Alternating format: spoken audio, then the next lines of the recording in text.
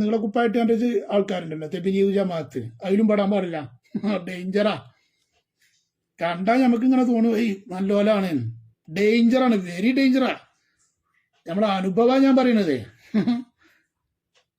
ഒരു തെബിലീഗുകാരൻ മഞ്ചേരിയിലെ ഒരു പള്ളിയിൽ ഞാൻ നിസ്കരിച്ചാൻ കയറിയതാ. അപ്പൊ തെബിലീഗിന്റെ മൗലവിന്റെ വേക്ക് കൂടെ ഇങ്ങനെ നടക്കുന്നുണ്ട്. എനിക്കറിയാത് എങ്ങനെങ്കിലും ഇപ്പൊ എന്നോലെ ക്ലാസ്സിൽ ഇരുത്താൻ വേണ്ടിയിട്ടാണെന്നുള്ളത് എനിക്കറിയാം. ഞാൻ ഓട്ടോറിക്ഷ ഡ്രൈവറാണ്. കിട്ടിയ ടേബിൾ ആ പള്ളിക്ക് കയറിയാണ്. തെബിലീഗിന്റെ പള്ളിയൊന്നുമല്ല, ലീഗുകാർ കൈകാര്യം ചെയ്യുന്ന പള്ളിയാണ്. പിന്നെ എല്ലായിടത്തും അങ്ങനെ തന്നെയാണല്ലോ. ലീഗ് എവിടെ കൈകാര്യം ചെയ്യുന്നുണ്ടോ അവിടെയൊക്കെ ഈ ജന്തുക്കളും ഉണ്ടാവും, തെബിലീഗുകാർ.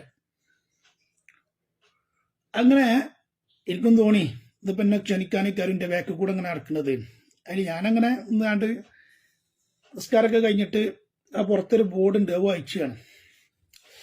താങ്കൾ ഇവിടെ ഉള്ള ആളാണോ ചോദിച്ചു. അല്ല, ഞാൻ പാണ്ടിക്കാട് ഭാഗത്തുള്ള ആളാണ്. താങ്കൾ നിസ്കരിച്ചല്ലോ അല്ലേ? നിസ്കരിച്ചു.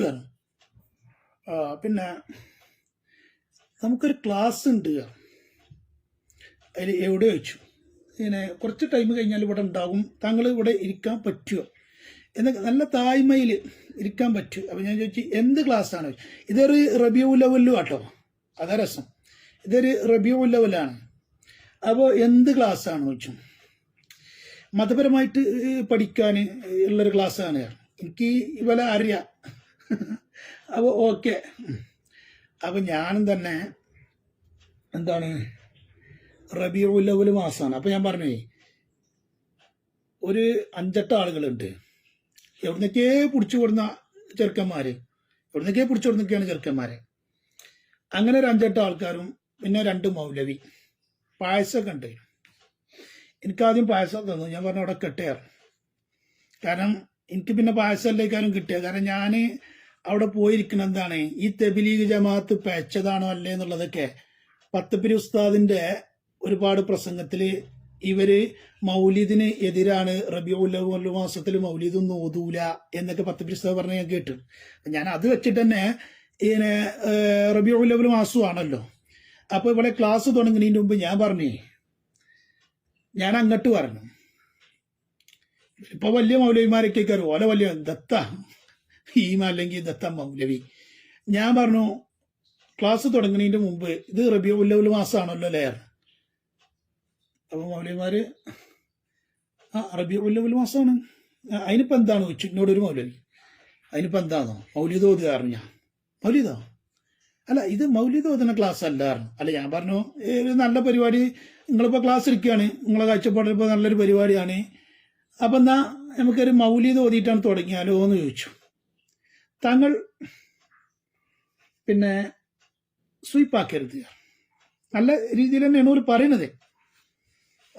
ചിലപ്പോൾ മുജാഹിദിനോടൊക്കെ പോയി പറഞ്ഞാൽ ചിലപ്പോൾ ആട്ടിവിടും. പക്ഷെ തെബിലിയാർ നല്ല രീതിയിൽ താങ്കൾ സ്വീപ്പാക്കരുത്, പിന്നെ ഇത് മൗലിദ് ഓതുന്ന ഇതല്ല. ഞാൻ പറഞ്ഞു മൗലിദ് ആകെ കുറച്ച് സമയം മതി, ഒരു മൗലിദാണ് ഓതുക. അപ്പോൾ പറഞ്ഞു മൗലിദിന്റെ ഏടില്ല. അപ്പൊ ഞാൻ പറഞ്ഞു വേണ്ട, നമ്മളെ ഫോണിൽ ഉണ്ടാവുമല്ലോ. അതിൽ പറഞ്ഞു ഇവിടെ പിന്നെ മൗലിദ് ഓതാനല്ല ഞങ്ങൾ വന്ന് ഇരിക്കുന്നത്. ആ പള്ളിയിലെ മുക്രി തടപ്പറമ്പുള്ള ഒരാൾ, അയാള് എനിക്ക് സപ്പോർട്ടാണ്. അയാൾ ഇവരെ ഒഴിവാക്കിയെങ്കിൽ ഇവർ ഇവിടുന്ന് പോയെങ്കിൽ ഈ ശല്യം എന്നുള്ള മട്ടത്തിലാണ് അയാൾ നിൽക്കുന്നത്. ഞാൻ പിന്നീട് അത് മനസ്സിലാക്കി. കാരണം അയാൾ പിന്നീട് എൻ്റെ അടുത്ത് വന്നിട്ട് കാര്യങ്ങൾ പറഞ്ഞിട്ട് നല്ല ആളാടാ, ഇങ്ങനെ വേണം, ഇറ്റങ്ങളെ ഒഴിവാക്കണം, ഇത് ഏതാ വകുപ്പ് എന്നൊക്കെ പറഞ്ഞുകൊണ്ട് അയാൾ എന്നോട് പറഞ്ഞതാണ്. ഇതൊക്കെ ഉള്ളത് തന്നെയാണ്. ഞാനും തന്നെ ഇങ്ങനത്തെ പാച്ചുപോയ ഈ ജന്തുക്കള് എവിടെയൊക്കെ ഉണ്ടോ, മുജാഹിദും ഈ തബ്ലീഗൊക്കെ എവിടെ ഉണ്ടോ നോക്കിയാണ്ട് ഇങ്ങനെ നടക്കുന്ന പണി തന്നെയാണ് വെച്ചു. അങ്ങനെ ഇവര് ലാസ്റ്റ് എന്തായിട്ട് എന്നോട് ഇറങ്ങിപ്പോകാൻ പറഞ്ഞു. അപ്പൊ ഞാൻ പറഞ്ഞേ ഇപ്പൊ ഒരു കാര്യം വ്യക്തമായി. പത്തപ്പിരിയം ഉസ്താദിന്റെ പ്രസംഗം ഞാൻ കേട്ടിന്. താങ്കൾ പത്തപ്പിര്യത്തിന്റെ ആളാണല്ലോ ചോദിച്ചു എന്നോട്. അപ്പോ എന്തായാലും എന്നോട് വെച്ചക്കൂലെന്ന് വെച്ച് മനസ്സിലായി. കാരണം പള്ളിയാണ്, അങ്ങനെ അട്ടിവിടാനും അവർക്ക് വകുപ്പില്ല. പക്ഷെ ഓരോ ക്ലാസ് നടക്കുന്നിടത്തുനിന്ന് പിന്നെ ശല്യം ചെയ്യാൻ പാടില്ല, അപ്പം മാറിക്കണം എന്നൊക്കെ പറയുമല്ലോ. പള്ളിന്റെ ഉള്ളിലാണിതേ ലീഗുകാര് ഭരിക്കുന്ന ഒരു പള്ളി. എന്തിനാണ് ആ ജന്തുക്കളൊക്കെ അതിൻ്റെ ഉള്ളിൽ കയറ്റുന്നത്, ഇത്തരം ജന്തുക്കളെ? അപ്പൊ ഞാൻ ഈ മൗലിദ് ചൊല്ലുക പറഞ്ഞപ്പോ അതിനവർക്ക് പറ്റിയില്ല. ഞാൻ പറഞ്ഞു തബ്ലീഗ് ജമാഅത്തുകാർ മൗലിദിനെതിരാണെന്നുള്ള പത്തഫിരുസ പറഞ്ഞ് ഞാൻ കേട്ടിങ്ങനെ. അപ്പൊ അത് ഇവിടെ യാഥാർത്ഥ്യമായി. നിങ്ങൾ ഓതലുണ്ടോ ചോദിച്ചു, നിങ്ങൾ എന്തെങ്കിലും ഓതിക്കണോ ചോദിച്ചു. അതിനൊന്നും ഒരു മറുപടി ഇല്ല.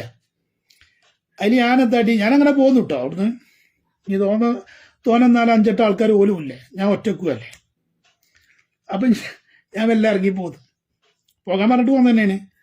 അവിടെ നിൽക്കാൻ പറഞ്ഞ ഒന്നുകൂടി ഒന്നുകൂടി കൂടാൻ താല്പര്യമുണ്ട് ഇനി നമുക്ക്.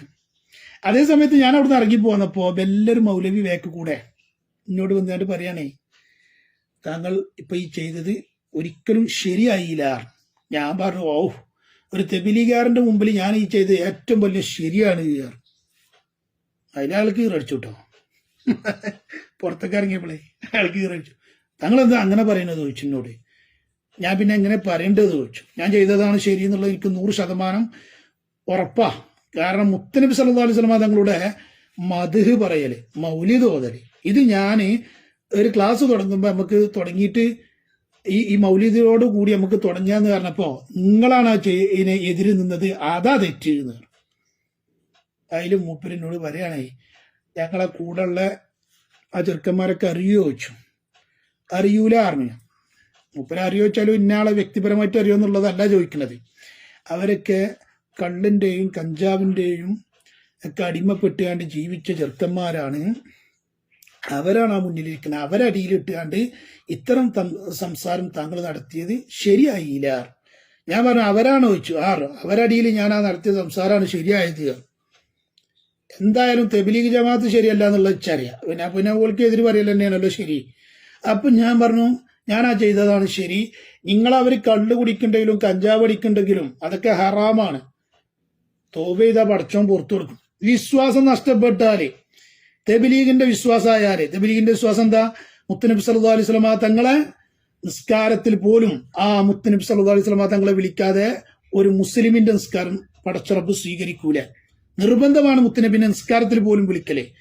ആ മുത്തനബിനെ വിളിക്കൽ പോലും തന്റെ വീട്ടിലുള്ള കഴുതെ, കാളെ, ആ കാളനൊക്കെ വിചാരിച്ചാൽ മതി. അവിടെ മുത്തനബിനെ ഓർക്കണീന് പകരം കാളനെ, കഴുതനെ ഓർത്താൽ മതി എന്ന് പച്ചക്ക് പഠിപ്പിച്ച ഈ തബ്ലീഗ് ഒരു ശരിയോ, ഒരു തെറ്റാ? അങ്ങനെ ഒരുപാട് പഴച്ച വിശ്വാസക്കാരാണ് ഈ തബ്ലീഗ് ജമാഅത്ത്. ഗൗരവമാണത്. പിന്നെ അത് പിന്നെ എന്താ വെച്ചാൽ നമുക്ക് പെട്ടെന്ന് മനസ്സിലാവൂല.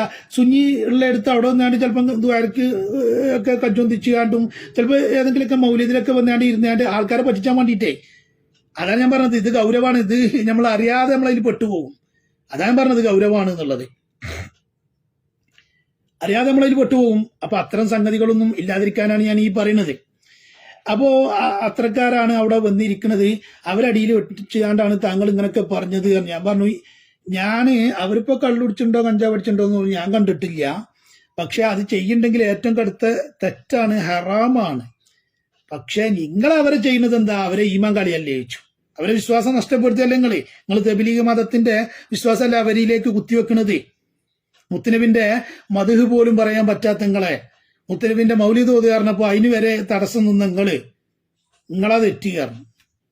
അതിൽ മൂപ്പര് എന്നോട് പറഞ്ഞിട്ട് കാര്യമില്ല എന്നുള്ള മട്ടത്തിൽ ഇത് പൊയ്ക്കോ പറഞ്ഞിട്ട് ഞാൻ പറഞ്ഞു, ഇജ് മൗലവി പറഞ്ഞിട്ടില്ലെങ്കിൽ ഞാൻ പോകുക തന്നെയാണ്, ഞാൻ ഓട്ടോറിക്ഷ ഓടുന്ന ആളല്ലേ എന്ന് പറഞ്ഞ് ഞാൻ പോകുന്നും ചെയ്തു. അപ്പൊ തബ്ലീഗ് ജമാഅത്ത് മൗലിദില്ല, ഒന്നുമില്ല, എല്ലാത്തിനും എതിരാണ് തബ്ലീഗ് ജമാഅത്ത്. അത് ആയത്തിൽ പഠിച്ചാലാണ് മനസ്സിലാകുക. എല്ലാവരും പെട്ടുപോകണ്ട, അതിലും പെട്ടുപോകണ്ട. തബ്ലീഗിലും മുജാഹിദിലും ജമാഅത്തിലും ഒന്നും പെട്ടുപോകണ്ട. നല്ല വിശ്വാസിയായിട്ട് അഹ്ലുസുന്നത്തി വൽ ജമാഅത്തിന്റെ വിശ്വാസം, അതാണ് യഥാർത്ഥ വിശ്വാസം. ആ വിശ്വാസത്തിലായിട്ട് ജീവിച്ച് മരിക്കണം. അപ്പോഴാ ഈമാൻ ക്ലിയർ ആക്കുക. മനസ്സിലായില്ലേ? അല്ലാഹു തആല നമ്മളെ കാത്ത് രക്ഷിക്കട്ടെ.